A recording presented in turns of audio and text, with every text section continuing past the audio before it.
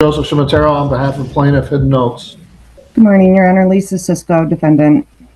I gotta ask you something.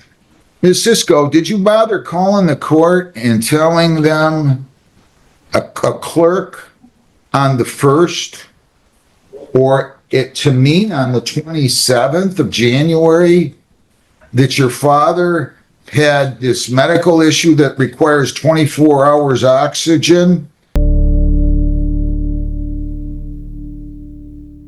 And you couldn't appear on the 2nd? No, the 2nd, it was a misunderstanding. What do you mean? I got the date wrong. Well, what did you get? What date did you have in your calendar? I had, it said you would see me the 1 week from today. So I thought the date was Tuesday. So I apologize. It was just a misunderstanding for the return date. Did you show up here on, what would that have been, the 3rd? Did you show up at court and say, hey, I'm here, where's the judge? I want to have my case called with Hidden Oaks? No, actually, I realized on the 2nd, but I realized it while the case was going on. So I filed the motions the following day. What do you mean you realized it when the case was going on? Did you call the court? Were you zooming in? What do you mean? My mom was zooming in and let me know that I missed it. She was zooming in just to watch court? Yeah, to watch my case. Well, but why, if you told her it was the 2nd, why did you think you didn't, which caused her to zoom in, why did you think you didn't have to be here till a couple of days later? I thought that I had to be there on a Tuesday. It was just a complete misunderstanding. Did you call the court then? Yes, I did. I called immediately.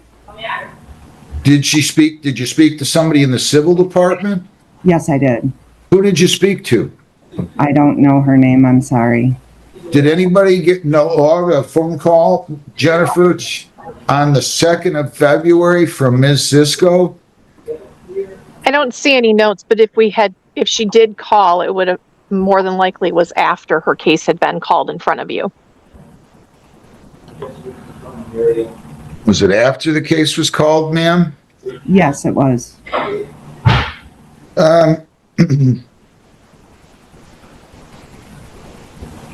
Lack of written notice of any rent increase.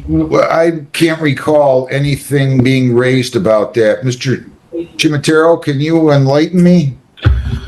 So, Judge, Ms. Cisco's been there for several years. Her original lease, I believe, was at a $950 a month rental rate. I've got the owner and manager of the property on the Zoom if you want to swear him in, and he can give you exacts on that. But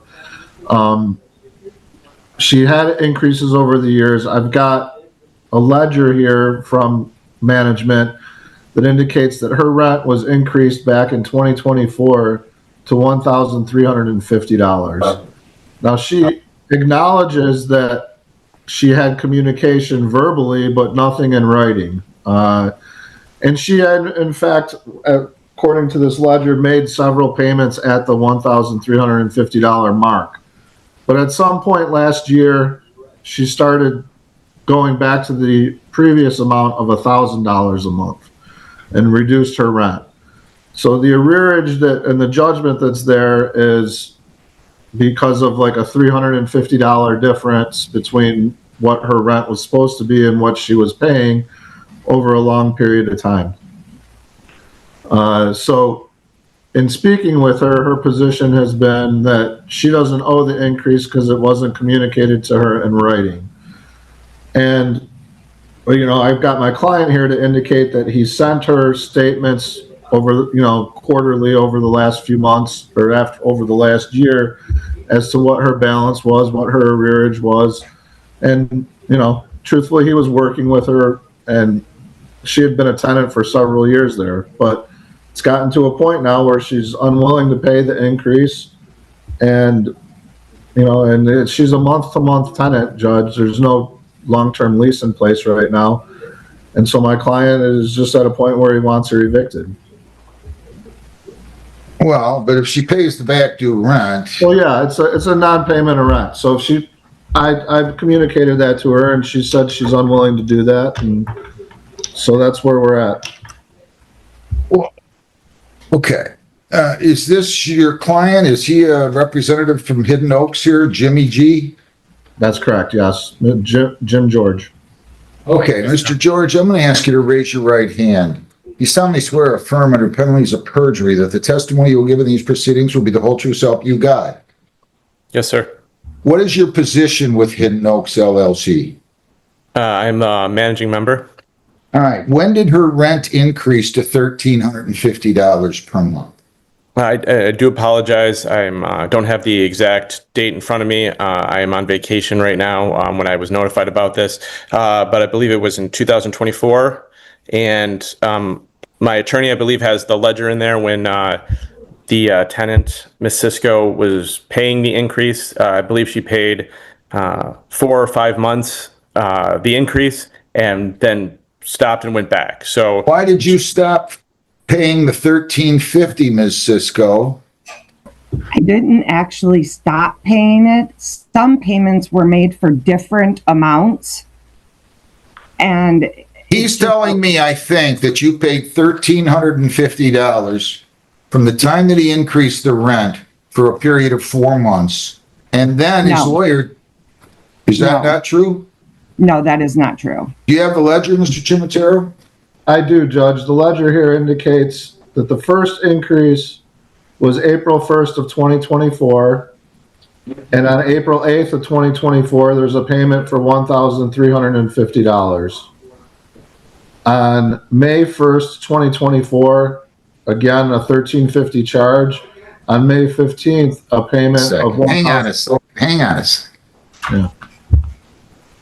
Mr. Chimatero, my apologies.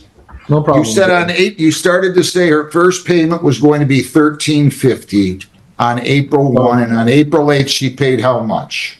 On April 8th, she paid $1,350. On May 15th, 2024, she paid $1,350. On June 17th, 2024, $1,350. July 15th, 2024, $1,350. And then All right, guys, buckle up because this courtroom opens with tension from the very first second.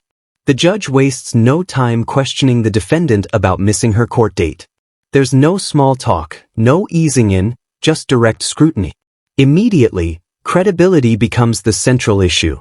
Did she notify the court, or did she simply fail to show up? You can already feel the stakes rising. A missed appearance in eviction court is never minor. In just seconds, the tone is set. This won't be sympathetic, it will be procedural. And in this courtroom, procedure is everything. September 2024, a $1,350 payment. And then there was So there she was behind a month, starting with April 1, right? She didn't pay anything in August. August, there's 2 payments, Judge. She paid $1,350 in August too. There was a $1,000 payment, and then 2 weeks later, a $350 payment. Now, why isn't that acquiescence, Ms. Cisco? It's not like you can say to me, I just decided out of the goodness of my heart to start paying more money. What was the rent before it was $1,350? $950. Well, did you just decide out of the goodness of your heart to start paying $1,350 because you thought you were paying too little to the landlord? No. All right, now the real unraveling begins. The defendant claims misunderstanding, but the judge methodically tests every detail. Then comes the ledger, the cold, precise record of payments. Month after month of $1,350 payments are read aloud, dismantling her claim that she never agreed to the rent increase. This is where the energy shifts. What sounded like confusion now looks like acquiescence. The judge presses harder, exposing inconsistencies. Each payment becomes a nail in the coffin of her defense. By the time the word acquiescence enters the conversation, the legal outcome feels inevitable. Well, then what's the problem? You acquiesced in the arrangement, didn't you? When you started paying $13.50, you told me you didn't pay it for 4 or 5 months. He just reeled off 4 months when you made the total payment of $13.50 and another month where you paid $13.50 total. Right? Yeah. I was What about paying- in October, Mr. Chimatero? How much you pay in October? So then in October of 2024, she made one payment of $1,000. But then there was an a July of 2025 where she made a $13.50 payment. All the other Look. months then were $1,000. I cannot find, ma'am, that there's a meritorious defense here. I mean, you did not do anything other than agree to pay the $13.50, or you wouldn't have paid the $13.50. Well, I was So paying- I don't know if there's a meritorious defense when you acquiesce to it. And I can't find good cause either because you should have been here and you weren't. And the fact that your mother was on there watching should tell you that you told her the court date was on the 2nd. I mean, otherwise she didn't just get on here and start watching Zoom TV at 33rd District Court. I can't do anything for you. I'm sorry. I'm gonna deny the motion to set aside default judgment. And I'm going to, Can we pause the eviction just because I have my father here who's disabled? should have until I thought can find about a this place a to live? long time ago. You know? Now, I gotta tell you something. I'm not unsympathetic about your father. I'm very sympathetic about your father. But these guys, am I supposed to say, hey, just let him stay? You should have thought about this. I'm sorry. Did you submit your application for a writ yet, Mr. Chimatero? No, Your Honor. Shortly after, I'm looking at the judgment. I think February 12th is the date for the writ, but we had this motion filed, or she had this motion filed, so we didn't apply for it until after this hearing.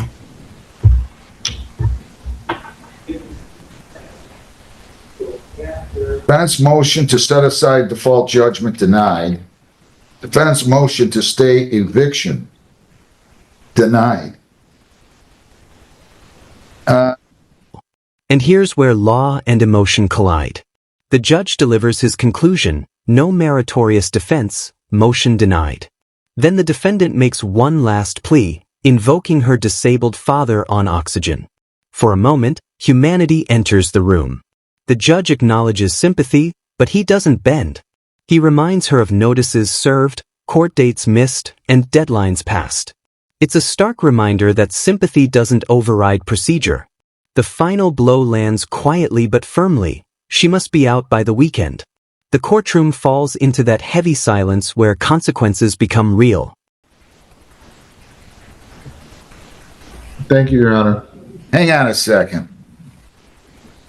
I'm going to ask you to not submit a writ, the application for a writ, until Monday. Can you live with that? Until when, Judge?